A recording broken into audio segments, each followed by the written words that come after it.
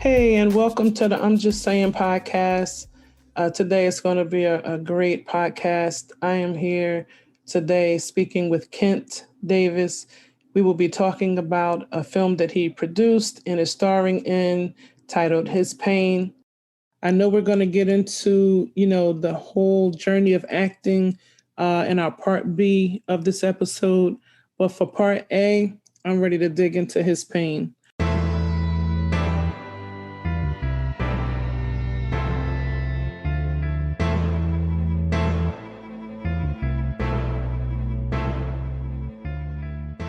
His Pain is about the main character, whose name is Carver, who has a wife and a son who's about 28. And evidently, his wife has some problems. She's physically, mentally, and verbally abusive. And I wanted to speak to Kent about playing the role and like really getting deep into the character, not criticizing the film, which is a very good film.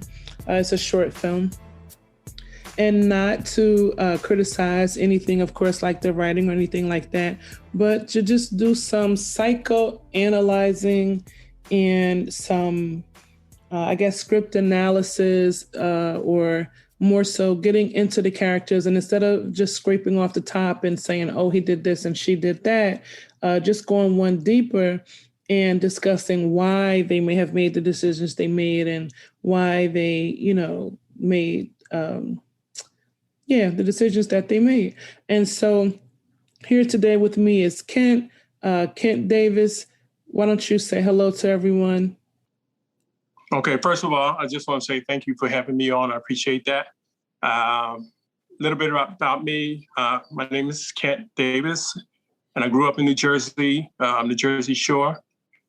And then really Neptune, the Middletown. And then after graduating from Norfolk State, kind of started out into the corporate world.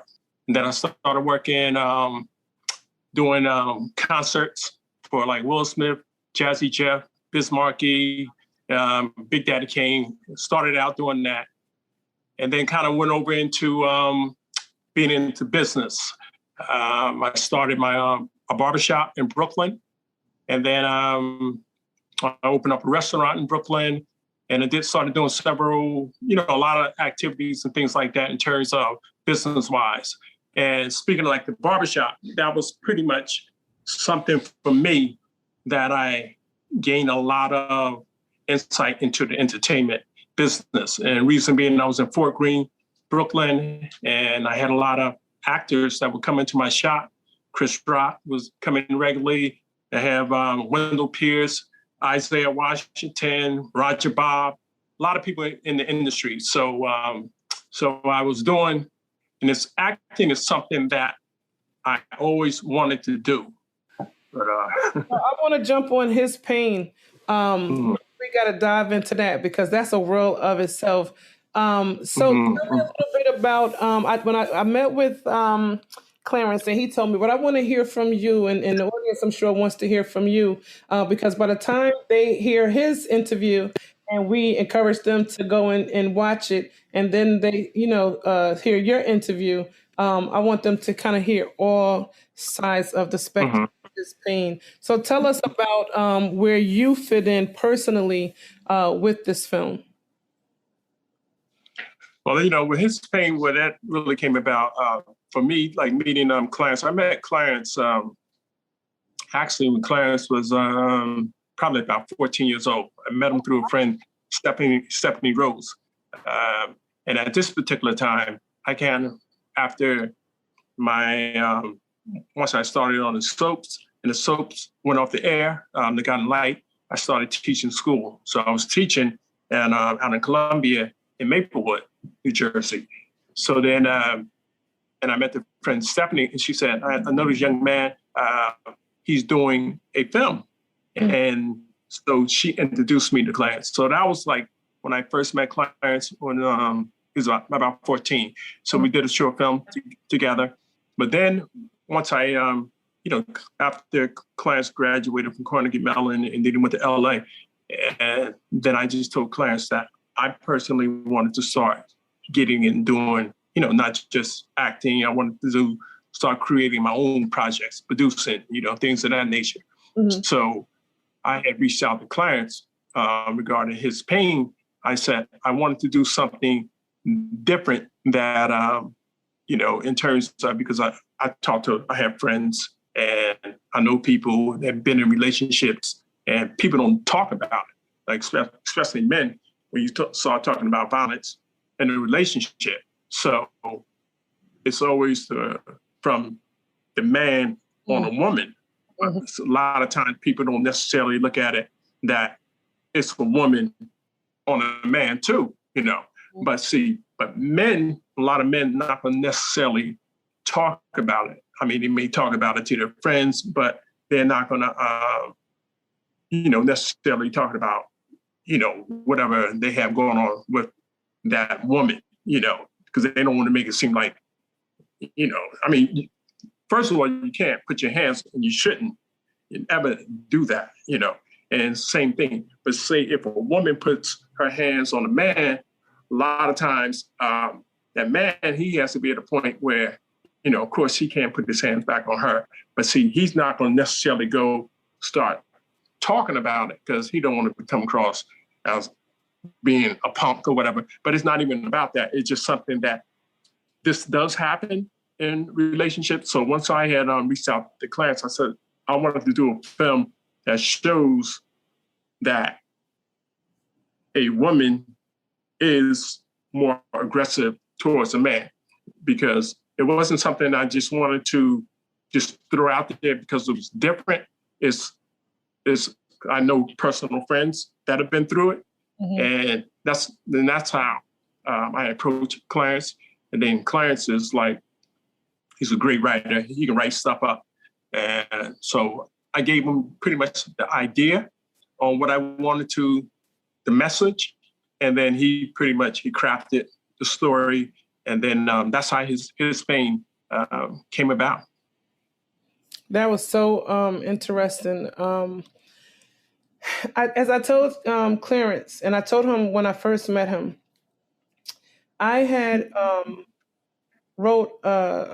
I'd written a script, I think, I want to say it was about 15 years ago, but who knows? It could have been long. I've lost track of time. You get a certain age. You can't place it. But I wrote a script, and it was about abuse. And the reason why I couldn't move forward, I saw a few situations where men were in something with the woman and the woman was abusive. However, I knew that it was because he was so busy getting drunk or whatever. That's the reason why he didn't, defend himself or leave her or whatever. He just kind of, and then he was, going through a whole mental trip with his family. So that I felt like, okay, I that wasn't helping my script because that was the only example I had, and I knew enough about him to know why that was happening. But as I mentioned to Clarence, there was the script that I wrote. The man is being abused, and I wrote to a certain point. I probably so the goings on was not a problem. I was able to complete the things that happened in the script. Where I got stuck with was when it was time to polish it, with character traits and personalities. And the reason why is because I write realism and naturalism. I'm not sure if you've read about those, but those genres, they're old genres, but they're still mixed up into what we have now. They just don't talk about them as much. But in naturalism, it's basically realism, except it gives some additional information, such as backstory, which tells you why the character did what they did, the way they were raised, the environment they were raised in, the religion they were raised in, the things they were taught. Like this, all of these things that play a part in the rearing of a person. And so when we see them later get faced with a question, which in naturalism, they always get faced with a question. And the question is always, do I do right or do I do wrong? And so what's basically happening is realism and naturalism is basically trying to show realism is just showing the things that happen, just real life. Naturalism is showing real life, but it's showing where their past makes who they are. right? It confronts them with the question, which way you're going to go? Who are you going to be? Are you going to be the good guy or the bad guy? And then based on how they were, we see that person make that decision. And we know either one that they make is stemming from the past because there's that connection. I could not Mm-hmm. I could not do that with this character that I had who was allowing himself to be beat or hit by this woman. And because it was Mm-hmm. I guess it was just so foreign to me. I could not grasp. Now I Mm-hmm. could tell you a million reasons why a man beats on a woman. It could be his Mm-hmm. abused or his father abused her or he's just a nutcase, or he's hot Mm-hmm. tempered, or I could just go on and on and on and on. I ended up putting the script down because I said I can't move forward. I don't comprehend it. I tried to talk to different people. I even said, if it's not you, tell me someone you know. I just want to interview them. And if I can't interview them, tell me your rationale as to why you think that they allowed the abuse. You don't even have to tell me the person's name or anything. Just, give me, but no one would talk. And I don't know if it was that they didn't know anyone or they just didn't want to touch it. I don't know, but I just couldn't get it. So I put the script down and I said, it's going to be a time and a place. When I saw his pain, I Mm-hmm. saw how he did it. I still didn't get my questions answered, but I did get to see someone else's perspective on the situation, which was, Clarence's and yours. And so that's what I think intrigued me so much and made me say that I had to, once I decided to do the podcast, it's a platform for entertainers and from in front of the camera and behind. I said it's also an opportunity for me to talk about some issues because a lot of times what we filmmakers do is we shed light on real life issues. And Exactly. yes, I wanted to use this as an opportunity to talk about this issue. But off the top, just scraping off the top so I don't spoil it for anyone. Um, Mm-hmm. when he comes in the door in the very beginning, he seems so tense. And I'm talking about him like you didn't play him because I don't want you to get back. Well, I do want you to get back into him because I want you to tell me a few things. When he seems very timid, when he not timid like he's losing his masculinity, but just sort of like I got from the minute he walked in the door, I'm about to go through something. It was in your body language, not the fact that you're looking around the room, but just in the body language. I cannot explain the way you exuded certain things that told the story before you told the story. What was it that what were you giving us when you came through that door? What he was really feeling is from being in a situation, you, in a sense, you know what you are confronted with, what was really going to happen. I mean, in terms of what I'm saying, he knew that she was already going to be upset because this is something that had been pretty much like ongoing. He knows that he's dealing with someone who doesn't play, and he knows what can happen.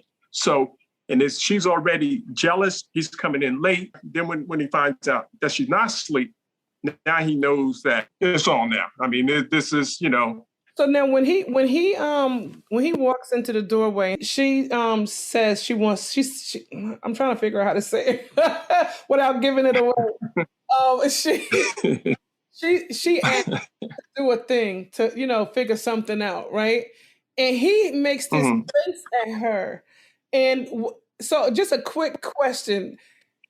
Did he say, okay, she's taking it to a new low? Was that what that was? Yeah, it was definitely, she was definitely taking it to a new level. And that's why I'm saying he pretty much knew what he was kind of dealing with because this wasn't a first time something like this had happened. When I'm saying she was already jealous of him. She was already questioning him about a lot of things. He loved her. I mean, he loved his family, but he also knew that she was the type she didn't play around. So, so it was just those type of emotions that you know something is going to happen, but you're just praying it's not. It's in a sense you can kind of talk your way out of it.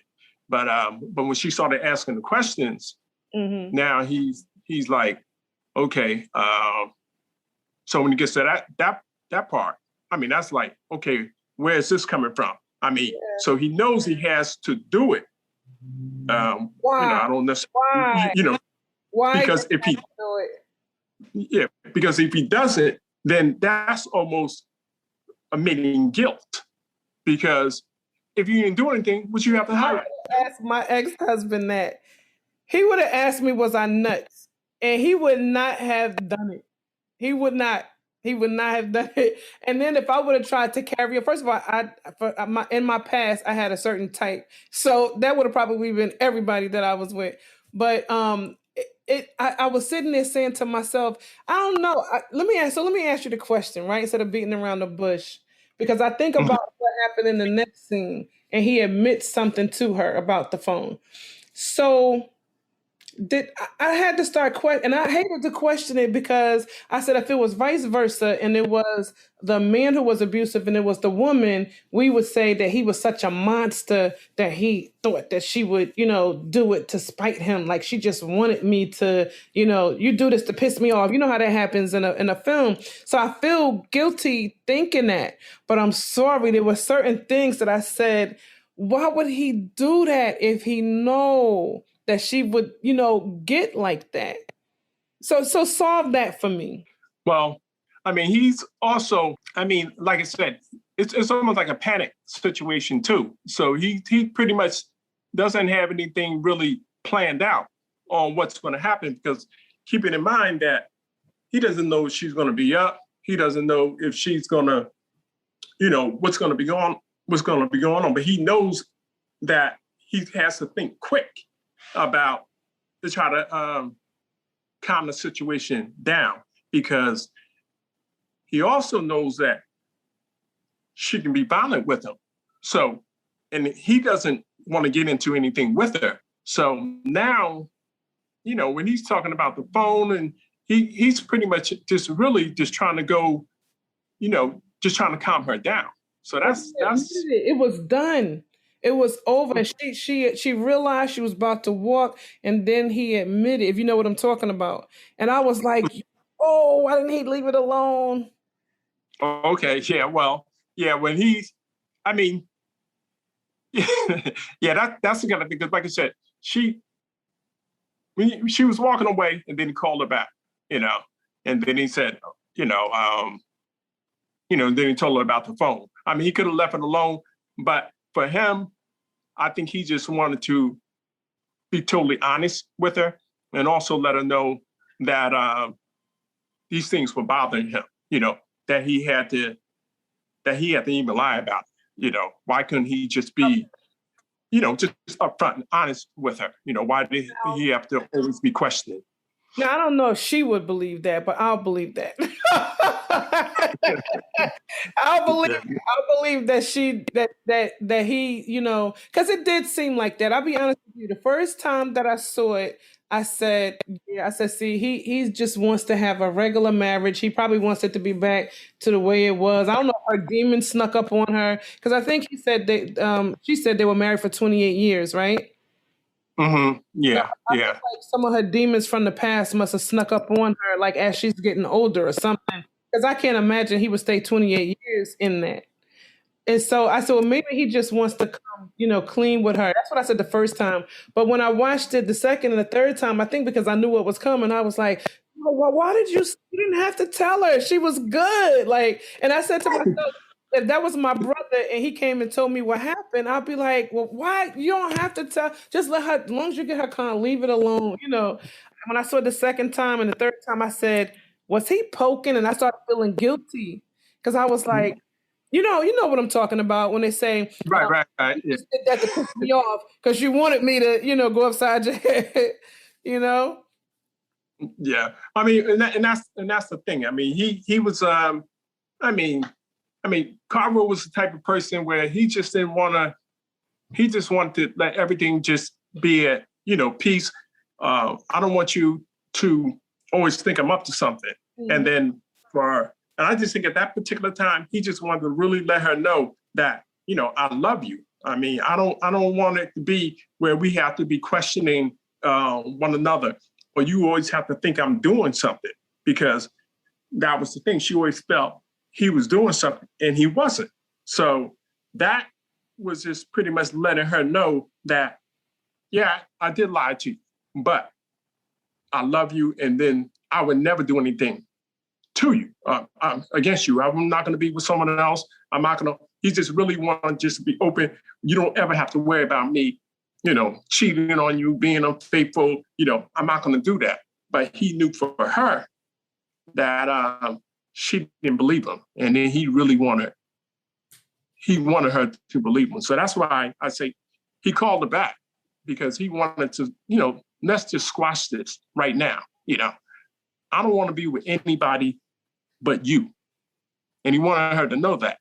And when he told her, and he knew, when he said, I love you, I was like, oh my God, my heart melted. I was just like, oh, this man, we gotta find him a better wife. Because I felt like she just didn't appreciate him. And I'm looking at his face like, guys, audience, when you listeners, when you watch it, please just look at his expressions. It's like he's literally telling her, like, please just get it together. Like, we got a good marriage. I only want you, and she just wasn't. She would buy it after a while, but it just would not stick.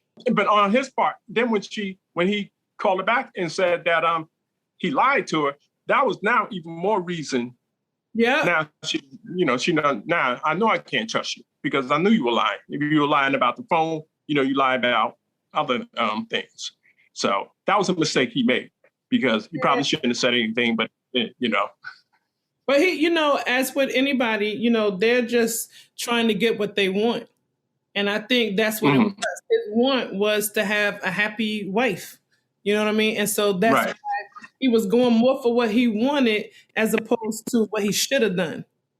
Exactly. I mean, because like I said, he did love her. I mean, he wanted his family. I mean, he wanted the best for them. He wanted the best for her. He just wanted her to love her. He wanted to have that normal relationship, but it just wasn't happening. And it was just, there was nothing he can do to make it feel at a point where I'm not doing anything. I'm not cheating on you. I only want you, because it was just always her, that continuous, I don't trust you. I know you're up to something. And I felt like when he was talking to her, he, in his mind, in the front of his mind was the story he already knew about her. And I felt like he was trying to push past it, but maybe sometimes, you get so caught up in the emotion part that the words just don't come, and so you say the typical usual, like, I'm with you, I love you, why can't you see that? Or it could have been one of those things where he just wanted her to give into the I love you, I want you, and nothing else. Because sometimes it's like that, accept that I love you and I want you, and not give into the other stuff. I'm not going to go over and explain. This should be enough for you. Take it, and then you want a person to do it from the heart. I've seen people, instead of telling them their mate everything from A to Z, they told them just enough. You know what I mean? And they didn't. They were stubborn, and they wouldn't do more, because this love should be enough, for you to trust me. You know what I mean? Now I gotta watch out for you, in a sense, because now I don't trust you, because now you're coming at me in a way that reminds me of how things happen in the street. That's where the trust is gone, because now when you're living in, I wouldn't necessarily call it fear, but I'm so glad that you said fear, because that was another question that I had. Did at any time do you think that the character feared her, like real fear, like, oh my gosh, she's gonna hit me, that kind of thing, like almost fear as in cowardice, or not so much fear of her, but fear that if she passes a certain line, I will hurt this woman. You know what I mean? What was it either one of those fears that he had? I'm trying to understand his mind state, because there's certain expressions he has on his face, and I find myself asking myself, is this all him holding back from knocking her teeth out? Or is he really afraid of her, like how a person would be afraid of the bully in the street? He did fear her. She had him in check. He knew she didn't play. So he knew he had to, in a sense, be on guard. So he didn't know what to expect ever from her. So she basically was punking him. Is that what you're saying? Yeah, she was she was. I wouldn't even say she was punking him because he knew that it wasn't. I don't have to do what she said because she can't punk me. That type of thing. That was no time for him to even try to play that because he knew what she was capable of doing. So he wasn't even going to try to act tough and say, "No, I'm not going to do that." No, you know. I think I'm trying. I think I'm trying. I think I'm trying to get you to say something that just makes it more palatable for me. So I keep trying to find these words. So here's another word I'm gonna try to throw at you. All right, was he scared of her? Yeah, he was. Oh man, I didn't want that. I wanted so bad for you to say that. No, he just didn't want her to push him to a level to where had to like. I wanted you to say anything along those lines, like, no, he just he knew he could hurt her because he knows a man is stronger or what. But so you're telling me he was really scared. It's almost like because you got to keep in mind this is a woman. Not that he was, because if he was too scared, he wouldn't even come home. Well, that's another thing. Okay. Thanks for saying that. That leads me to the next question. Is he not man enough to leave her? What makes him live under those conditions? The love that he had for her. I mean, their whole relationship wasn't bad. What I'm saying, there was just that one part that, in a sense, destroyed it. But he knew she was still a good person. He knew that he still loved her. He wanted all these things, marriage, like I said, they had a son. It was at a point that it wasn't going to happen. That's why it just came to where it came to where he had no choice. It had to be over. But that's not what he wanted.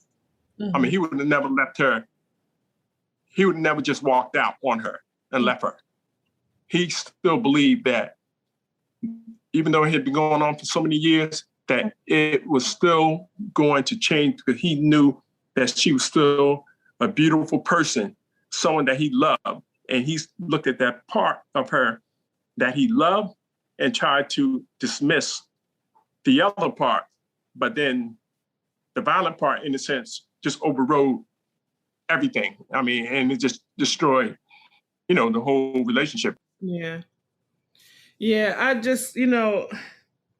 I honestly, I wanted so bad. I in my head, I had these answers, right, that you were gonna give, and the answers were, oh no, he wasn't scared. He just didn't, he knew he could hurt her if he wanted to, but that's not where his heart was, and he was really just doing that just for her sake, Like I wanted those kind of answers because the character, he touched my heart so much that I was so angry with her. And I was saying to myself, wow, what is this going to end? Because I'm going to interview her as well. And I was like, I mean, if she's available.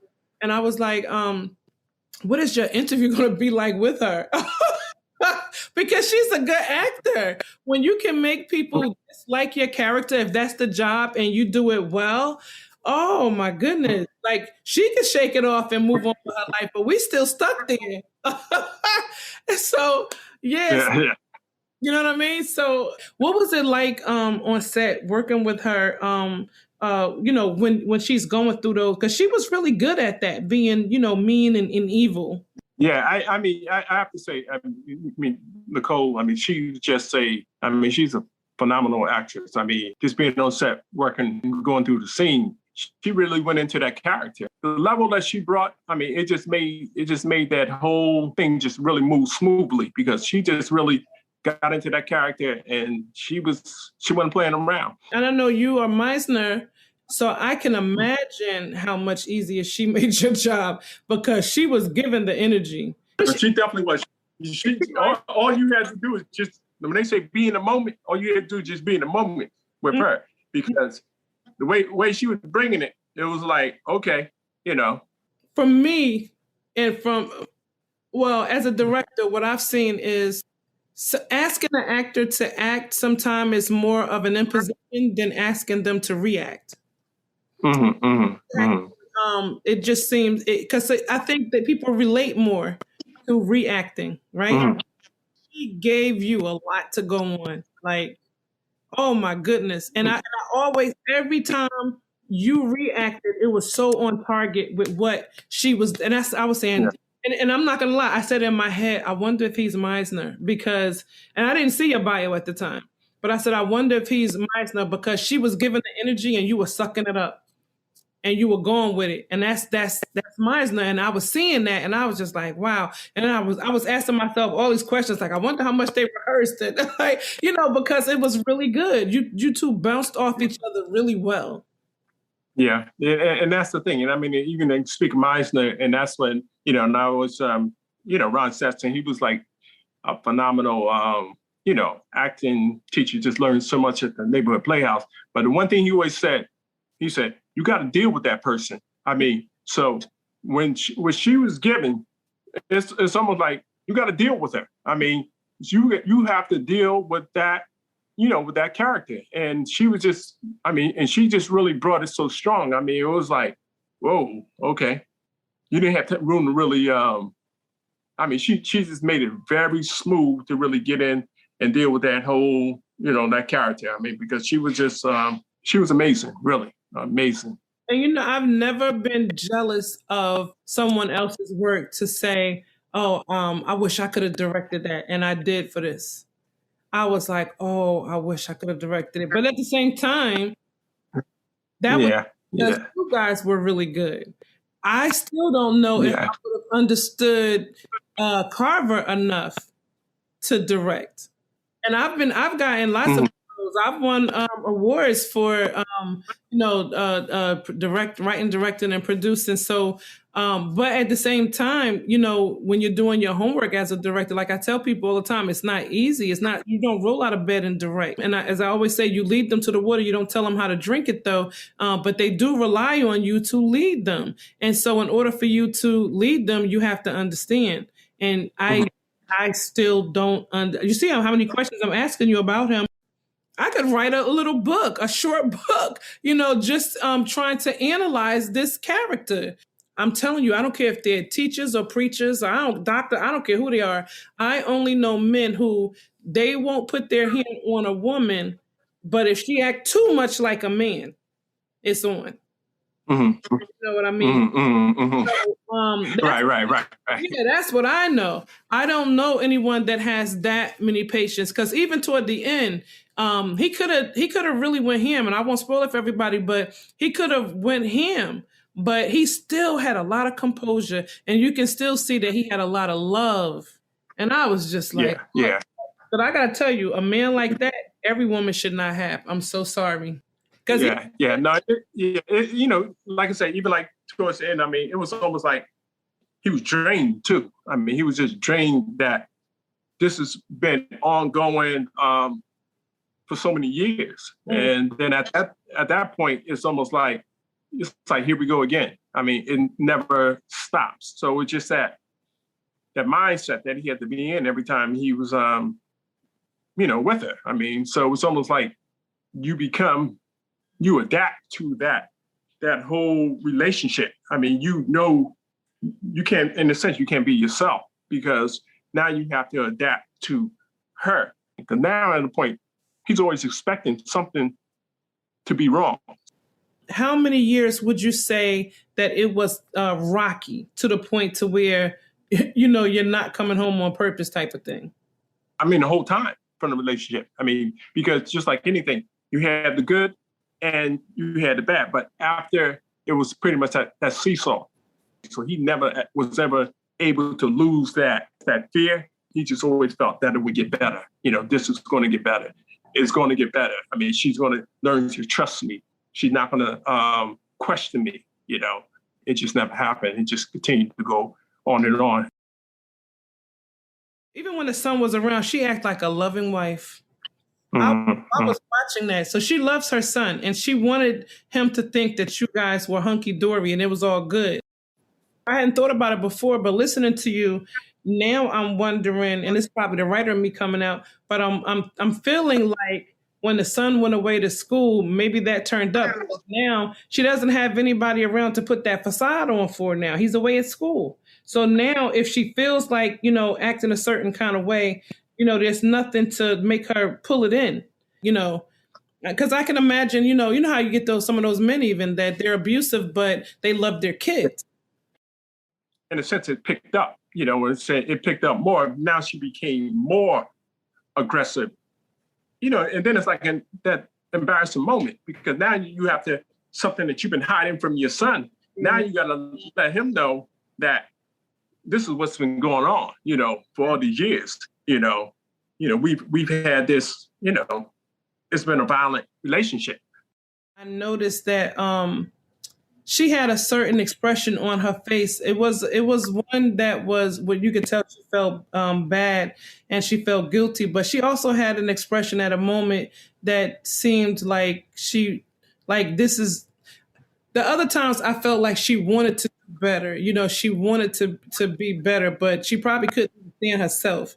But then when I looked at the end the other day, I said, nah, she knows she's doomed. She knows this is just in her blood. Like she's just something somebody said or did, or maybe she's sort of paying on her mother, grandmother, whoever. It drove her here, and she can't let it go. Yeah, I mean, but that's to the point where she also knew too that she was wrong. I mean, in the sense that, and she did feel bad. I mean, because now it's like after all these years, I've been telling you that you can trust me. I love you, and then now it's like the things that she had questions about. Now she got the answer, and the answer was, this is how it's always been. I've always loved you. Isn't that never changed? And then for her, that was like a time where, thinking she had to feel like, wow, he does love me. Like I said, I mean, the temper gets the best. If you don't trust a person, and then you bring the violence and the temper, and this is what happens in relationships, and people regret things after it happens. And then, like I said, and things do happen. You have people that are messing up in relationships because the relationship was done after that. It really was. If it wasn't, it should have been because that was like team too much. Thank you so much, Ken, for coming out and speaking to us. I really appreciate you and your time. I enjoyed talking about your character, Carver. Very interesting character. Kudos out to Clarence Williams IV for writing about a character that's so intriguing and so different than, the typical usual characters that we see. And you played them well. Again, I love the look in your eyes when the character was dealing with different issues. I love the energy that, you and the other character, the energy that you pushed around the room, even the energy from your son. It was just very enjoyable. And I would tell everyone, I encourage everyone to go out and watch His Pain by Clarence Williams IV. You can look that up on YouTube, look up Clarence Williams IV, and then scroll on down to His Pain. You can watch the other ones, but I promise you have to watch His Pain first. Again, very different. Loves a lot of the filming choices that, were made and how the actors worked to bring it together. I looked at you on IMDb too, and I see you definitely doing your thing. And I mean, that's always, so hopefully, like I said, one day we can collaborate on something. I mean, because the way the business now is really, we talk about COVID, but in a sense, it's really opened up to so many different areas. I mean, you have so many different streaming vehicles to go through. Yeah. So it's not necessarily all pretty much in a box now. So a lot of the rules have changed. So you can do a project now and, you have a good chance of getting it to the Netflix, Stars, BET, Hulu, Amazon. It's like years ago when somebody did a film or did a project, somebody didn't pick it up. It was going to sit on the shelf. Mm-hmm. But now you can, in a sense, do a project and you can get it out there to be seen. And that's the really beautiful thing about the way the business is now. It has opened up so many different areas. So, by all means, I always say it's a reason why, paths cross, and, maybe hopefully one day we can definitely get together on a project, for sure. Yeah, I have a ton of scripts. We can definitely talk about it and just, co-produce, make it happen. It's always good to meet people in the business, stuff like that. But then I looked at your IMDb and I see, you do your thing. And that's a beautiful thing. I think you had like the show Hits. Hits is our series on human trafficking in the hood. Basically, when human trafficking hits the hood hits back. It's about everyday people doing everyday things, including the good, the bad, the ugly in the hood. It's basically Taken meets The Wire meets Set It Off. Imagine the three of those coming together. It's really good. Everybody that read it is like, yo, I want to be a part of this, So, looking forward to making that happen. Well, thank you so much, really, for having me, and just taking the time. I certainly appreciate that, Andrea. You're welcome. And I thank you for coming on. You said a few things earlier that I said, he's from Jersey. I can't remember right now, but it was a few things that you said that was Jersey lingo. And anybody from Jersey, when you hear certain things, you know it. And I can't remember what it was. I kept saying I got to remember so I can tell them. But like I said, I appreciate you coming on. And why don't you give everybody your social media? Kent Davis. I am Kent Davis. And on Instagram, KENTDAVIS. On Instagram and on Facebook, Kent Davis. You can definitely friend request me. You can follow me on Facebook too, as well.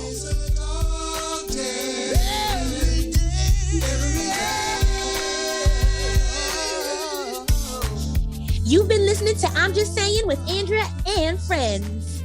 If you enjoyed today's show, be sure to share, because sharing is caring. Like, comment. Also, if you never want to miss an episode, subscribe, baby. Well, I'll tell you, it's up to me and you. Dark days turning black and gray. Wonder which way their lives will sway. Presidents even not knowing what to say.